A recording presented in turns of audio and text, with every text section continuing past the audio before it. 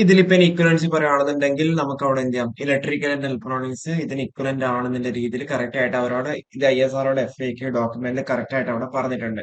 ഇനിയിപ്പോ നമുക്ക് അവരുടെ വെബ്സൈറ്റിൽ കയറി കഴിഞ്ഞാൽ എല്ലാത്തിനും ഇപ്പൊ കമ്പ്യൂട്ടർ സയൻസ് ആണെങ്കിലും ഇലക്ട്രോണിക്സ് ആണെങ്കിലും മിലിറ്ററി മെക്കാനിക്കൽ ആണെന്നുണ്ടെങ്കിലും എല്ലാത്തിനും എന്ത് ചെയ്യാം, അവര് കൃത്യമായിട്ടുള്ള ക്വസ്റ്റ്യൻ പേപ്പർ 2023-ലും 2025-ലും ക്വസ്റ്റ്യൻ പേപ്പർ അവരോട് പറഞ്ഞിട്ടുണ്ട്. Hi all, welcome to electrical Eduzone. അപ്പോ നമ്മളെ ISROയുടെ ഏറ്റവും പുതിയൊരു നോട്ടിഫിക്കേഷൻ ഇന്നിപ്പം പുറത്തിറക്കിയിട്ടുണ്ട്. സെൻട്രലൈസ്ഡ് റിക്രൂട്ട്മെന്റ് ആണ്. അതായത് ISROയുടെ വേരിയസ് സെന്റേഴ്സിലേക്കാണ് നോട്ടിഫിക്കേഷൻ അവർ പബ്ലിഷ് ചെയ്തിട്ടുള്ളത്. ടോട്ടൽ വേക്കൻസീസ് ആണ് സയന്റിസ്റ്റ് C കാറ്റഗറിയിലേക്കാണ്. It's a group A gazetted post ആണ്. ഓക്കെ, ലെവൽ 10 ആണ്. ഓക്കെ, പേമെട്രിക്സ് ലെവൽ 10 ആണ്. പിന്നെ അത് കൂടാണ്ട് PRL-ലേക്ക്, ഓക്കെ, PRL-ലേക്ക് സെപ്പറേറ്റ് ആയിട്ട് വിളിച്ചിട്ടുണ്ട്. അതെന്താ, അത് നോൺ ഗസറ്റഡ് പോസ്റ്റ് ആണ് ലെവൽ 10-ല്. ഓക്കെ, രണ്ട് സെപ്പറേറ്റ് ആയിട്ട് തന്നെയാണ് നോട്ടിഫിക്കേഷനിൽ പറഞ്ഞിട്ടുള്ളത്. ഇവിടെ PR-ൽ ഏകദേശം ഓരോരോ വേക്കൻസി വെച്ച് മാത്രമേ ഉള്ളൂ. ഇവിടെയാണ് ബൾക്ക് ആയിട്ടുള്ള വേക്കൻസി ഉള്ളത്. എല്ലാ സെന്റേഴ്സും കൂടി കൂടിയിട്ടുള്ളതാണ്. ഇത് രണ്ടും നമുക്ക് സെപ്പറേറ്റ് ആയിട്ട് നമുക്കവിടെ പറയാം. ഏറ്റവും കൂടുതൽ വേക്കൻസീസ് സയന്റിസ്റ്റ് ഇലക്ട്രോണിക്സ് ആണ്. 99 വേക്കൻസീസ് ആണ് പറഞ്ഞിട്ടുള്ളത്. അപ്പോൾ നിങ്ങൾക്കറിയാം, സ്വതവേ ഗേറ്റ് വഴി വിളിക്കാറുണ്ട്, നോൺ ഗേറ്റ് വഴി വിളിക്കാറുണ്ട്, സെപ്പറേറ്റ് കമ്പ്യൂട്ടർ ബേസ്ഡ് ടെസ്റ്റ് വഴി വിളിക്കാറുണ്ട്. അപ്പൊ ഇത് സെപ്പറേറ്റ് കമ്പ്യൂട്ടർ ബേസ്ഡ് ടെസ്റ്റ് വഴി തന്നെയാണ് വിളിക്കുന്നത്. അപ്പൊ നിങ്ങൾക്കൊരു ഗോൾഡൻ ഓപ്പർച്യൂണിറ്റി തന്നെയാണിത്. ക്വാളിഫിക്കേഷൻ പറഞ്ഞാൽ BE/BTech in electronics and communication engineering with aggregate of 65% അല്ലെങ്കിൽ 6.84 ഔട്ട് ഓഫ് 10 ആണ്. ഓക്കെ, ഓർ ഇക്വലന്റ് എന്ന് പറയുന്നുണ്ട്. പിന്നെ സയന്റിസ്റ്റ് മെക്കാനിക്കൽ 52ആണുള്ളത്. അതേപോലെ കമ്പ്യൂട്ടർ സയൻസ് ആണെന്നുണ്ടെങ്കിൽ 21 ഉണ്ട്. ഓക്കെ, പിന്നെ പിന്നെ PR-ലാണ്. അപ്പൊ ഇലക്ട്രിക്കൽ അതിൽ വേക്കൻസി പറഞ്ഞിട്ടില്ല. പക്ഷെ നമുക്ക് എന്താ, ഈ ISROയുടെ ഏറ്റവും വലിയ ബെനിഫിറ്റ് എന്താണെന്ന് വെച്ച് കഴിഞ്ഞാൽ ഇലക്ട്രോണിക്സ് ആൻഡ് കമ്മ്യൂണിക്കേഷൻ എന്താ, ഇലക്ട്രിക്കൽ ആർക്കും കൂടി അവിടെ അപ്ലൈ ചെയ്യാൻ വേണ്ടി പറ്റുന്നുണ്ടാവും, ട്രിപ്പിൾ ആർക്കും കൂടി അവിടെ അപ്ലൈ ചെയ്യാൻ വേണ്ടി പറ്റുന്നുണ്ടാവും. ഇതിന്റെ കൃത്യമായിട്ടുള്ള ഡോക്യുമെന്റ് FAQ-ല് പറഞ്ഞിട്ടുണ്ട്, ഇക്വലൻസി കൃത്യമായിട്ട് പറഞ്ഞിട്ടുണ്ട്. ISRO തന്നെ കൃത്യമായിട്ട് എന്താ പറഞ്ഞിട്ടുണ്ട്, ആർക്കൊക്കെ എലിജിബിൾ ആണ്, ഏതൊക്കെ ബ്രാഞ്ചസിന് എലിജിബിൾ ആണ്. അപ്പോ സയന്റിസ്റ്റ് ഇലക്ട്രോണിക്സ് ആണെന്നുണ്ടെങ്കിൽ ഏതൊക്കെ ബ്രാഞ്ചിന് എലിജിബിൾ ആണെന്നൊക്കെ കൃത്യമായിട്ട് പറഞ്ഞിട്ടുണ്ട്. അപ്പൊ അതൊക്കെ നമുക്ക് ഡീറ്റെയിൽ ആയിട്ട് നമുക്ക് അവിടെ നോക്കാം. ഓക്കെ, അപ്പൊ ഇതാണ് ഇനീഷ്യൽ സ്റ്റേജിലുള്ള വേക്കൻസി ഡിസ്ട്രിബ്യൂഷനും കാര്യങ്ങളും എല്ലാം. ഓക്കെ, അപ്പൊ ഇത്രയും സെന്റേഴ്സിലേക്കാണ് അവർ നോട്ടിഫിക്കേഷൻ ഇറക്കിയേക്കുന്നത്. കമ്പൈൻഡ് ആയിട്ടാണ്, സെൻട്രലൈസ്ഡ് റിക്രൂട്ട്മെന്റ് പ്രോസസ് ആണ്. തിരുവനന്തപുരം ഉണ്ട്, അതേപോലെ ബംഗളൂരു ഉണ്ട്, പിന്നെ ശ്രീഹരിക്കോട്ട ഉണ്ട്, അഹമ്മദാബാദ് ഉണ്ട്, ബംഗളൂരു ഉണ്ട്. ഓക്കെ, ഓക്കെ, ഇത്രയാണ് ഹൈദരാബാദ്.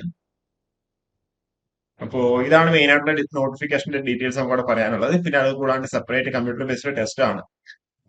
അതേപോലെ CGPA നമ്മൾ മെൻഷൻ ചെയ്ത് അതേപോലെ തന്നെ വേണം. 6.84 അല്ലെങ്കിൽ 65% മാർക്ക്. ഇതിൽ ഏജ് ലിമിറ്റ് പറഞ്ഞാൽ 28 വയസ്സാണ് അവിടെ ഏജ് ലിമിറ്റ് പറഞ്ഞിട്ടുള്ളത്. അതേപോലെ OBC SC ST അതേപോലെ എക്സ് സർവീസും PWD കാൻഡിഡേറ്റ്സിനൊക്കെ കറസ്പോണ്ട് ഏജ് റിലാക്സേഷൻ അവിടെ ഉണ്ട്. അപ്പോൾ 27-ാം തീയതി തൊട്ടിട്ട് സെപ്റ്റംബർ മാസം 16-ാം തീയതി രാത്രി 12 മണി വരെ നിങ്ങൾക്ക് അവിടെ എന്താ അപ്ലൈ ചെയ്യാൻ വേണ്ടി പറ്റുന്നുണ്ടാവും. ആപ്ലിക്കേഷൻ ഫീ ഒക്കെ ചെറിയൊരു ഫീ മാത്രമേ ഉള്ളൂ. 750 രൂപയാണ് അപ്ലിക്കേഷൻ ഫീ ആയിട്ട് വരുന്നത്. ഓക്കെ, നിങ്ങൾ എക്സാം എഴുതി കഴിഞ്ഞാൽ നിങ്ങൾക്ക് അത് സ്വാഭാവികമായിട്ട് 500 രൂപ റീഫണ്ട് ആവേണ്ടതാണ്. അതേപോലെ നമുക്ക് എക്സാമിനേഷൻ പാറ്റേണും കാര്യങ്ങളൊക്കെ നമുക്കവിടെ നോക്കാം. അപ്ലൈ ചെയ്യുന്ന സമയത്ത് നിങ്ങളുടെ ഫോട്ടോഗ്രാഫ്, സിഗ്നേച്ചറും കാര്യങ്ങളും അതേപോലെ കറസ്പോണ്ടൻസ് സർട്ടിഫിക്കറ്റ്സ് ഒക്കെ ഈ ഒരു പ്രിസ്ക്രൈബ്ഡ് ഫോർമാറ്റിൽ തന്നെ അപ്ലൈ ചെയ്യാൻ തന്നെ ചെയ്യാൻ വേണ്ടി നോക്കാം. അതേപോലെ സിഗ്നേച്ചർ ബ്ലാക്ക് പെന്നിൽ തന്നെ ഇടാൻ വേണ്ടി നോക്കാം. അപ്പൊ ഇതിൽ എക്സാമിനേഷൻ പാറ്റേൺ നമ്മൾ പറഞ്ഞു, സെപ്പറേറ്റ് കമ്പ്യൂട്ടർ ബേസ്ഡ് ടെസ്റ്റ് ആണെന്ന് പറഞ്ഞു. അപ്പോൾ നമ്മളുടെ ഡിസിപ്ലിനെ ബേസ് ചെയ്തിട്ടുള്ള 90 ക്വസ്റ്റ്യൻസ് ഉണ്ടാവും. ഓക്കെ, സോറി, 90 മിനിറ്റ്സ് 80 ക്വസ്റ്റ്യൻസ് ആയിരിക്കും ഉണ്ടാവുക, 80 മാർക്ക് ആയിരിക്കും ഉണ്ടാവുക. 1/3 നെഗറ്റീവ് ഉണ്ടാവും. പിന്നെ അത് കൂടാണ്ട് ആപ്റ്റിറ്റ്യൂഡ്, റീസണിങ് കാര്യങ്ങളൊക്കെ ഉണ്ട്, ആപ്റ്റിറ്റ്യൂഡ് അല്ലെങ്കിൽ എബിലിറ്റി ടെസ്റ്റ്. അപ്പൊ അത് 30 മിനിറ്റ്സ് ആയിരിക്കും ഉണ്ടാവുക. 15 ക്വസ്റ്റ്യൻസ് 20 മാർക്ക് ആയിരിക്കും ഉണ്ടാവുക. അതിന് നെഗറ്റീവ് മാർക്കിംഗ് അവിടെ ഇല്ല. ഓക്കെ, അപ്പോൾ റീസണിങ്, ലോജിക്കൽ റീസണിങ്, അതേപോലെ ഡയഗ്രമാറ്റിക് റീസണിങ്, അബ്സ്ട്രാക്ട് റീസണിങ് ഒക്കെയാണ് പറഞ്ഞില്ല. ടോട്ടൽ 100 മാർക്സിനാണ് ക്വസ്റ്റ്യൻ വരുന്നുണ്ടാവുക. ഓക്കെ, ഇപ്പം നിങ്ങളിപ്പം സെലക്ട് ചെയ്യുമ്പോൾ 1:5 എന്നുള്ള റേഷ്യോയിലായിരിക്കും. ഇപ്പൊ 100 വേക്കൻസി ആണെന്നുണ്ടെങ്കിൽ 500 ആൾക്കാരായിരിക്കും ഇന്റർവ്യൂവിന് വേണ്ടി അവർ ഷോർട്ട് ലിസ്റ്റ് ചെയ്യുന്നുണ്ടാവുക. ഓക്കെ, ആ ഒരു രീതിയിൽ അവർ ഷോർട്ട് ലിസ്റ്റ് ചെയ്യുന്നുണ്ട്. പിന്നെ കറസ്പോണ്ടിങ് എന്താ പറയണ്ടേ, candidates assessed based on the following attributes. അതായത് ടെക്നിക്കൽ നോളജിന് 40, അതേപോലെ ജനറൽ അവയർനെസിന്റെ relevance to area of specialisation 20, presentation അല്ലെങ്കിൽ കമ്മ്യൂണിക്കേഷൻ സ്കില്ല് 20, കോംപ്രിഹെൻഷൻ 10, പിന്നെ അക്കാഡമിക് അച്ചീവ്മെന്റ്സ് ഒക്കെ CGPA അതേപോലെ അക്കാഡമിക് പെർഫോമൻസിനൊക്കെ ബേസ് ചെയ്തിട്ട് സ്പ്ലിറ്റ് അപ്പും കൂടി അവിടെ കൊടുത്തിട്ടുണ്ട്. ഓക്കെ, ടോട്ടൽ 100 ആയിരിക്കും ഉണ്ടാവുക. പിന്നെ അത് പറഞ്ഞ പോലെ അൺറിസർവ്ഡ് കേസിൽ 50%, അതേപോലെ ഇന്റർവ്യൂയുടെ കേസിൽ 50%, ഗ്രേഡ് 60% മാർക്ക് ഉണ്ടാവും എന്നൊക്കെയാണ് മിനിമം ആണ് പറയുന്നത്. മിനിമം ക്വാളിഫയിങ് ആണ്.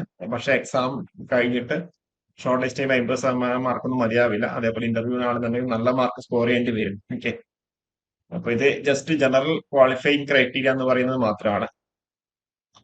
ഓക്കെ, അപ്പൊ ഇത്രയേ ഉള്ളൂ മെയിൻ ആയിട്ട്. അപ്പൊ നമ്മൾ ലാസ്റ്റ് ഡേറ്റിന് പിന്നെ പെട്ടെന്ന് തന്നെ എന്ത് ചെയ്യാം, നെക്സ്റ്റ് വീക്കിനുള്ളിൽ തന്നെ അപ്ലൈ ആവേണ്ടി പറ്റുന്നവരൊക്കെ അപ്ലൈ ചെയ്യാം. അപ്പൊ ഈ ഒരു രീതിയിലുള്ള ഇമേജസും കാര്യങ്ങളൊക്കെ അപ്ലോഡ് ചെയ്യുമ്പോൾ ശ്രദ്ധിക്കുക, ഈ ഒരു സ്റ്റാൻഡേർഡ് ഫോർമാറ്റിൽ തന്നെ ശ്രദ്ധിക്കുക.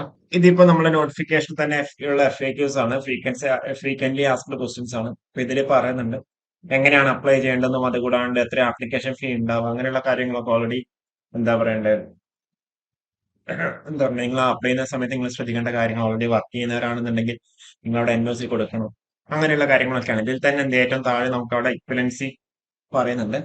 അപ്പൊ അതിലേക്ക് നമുക്ക് അവിടെ പോവാം. ഓക്കെ, BTech കഴിഞ്ഞവർക്കൊക്കെ അപ്ലൈ ചെയ്യാൻ വേണ്ടി പറ്റും. പിന്നെ ഇതിലിപ്പം ഇലക്ട്രോണിക്സിൽ പറഞ്ഞതിൽ ഇലക്ട്രിക്കൽ ആൻഡ് ഇലക്ട്രോണിക്സ് ആർക്ക് അവിടെ അപ്ലൈ ചെയ്യാൻ വേണ്ടി പറ്റുന്നുണ്ടാവും.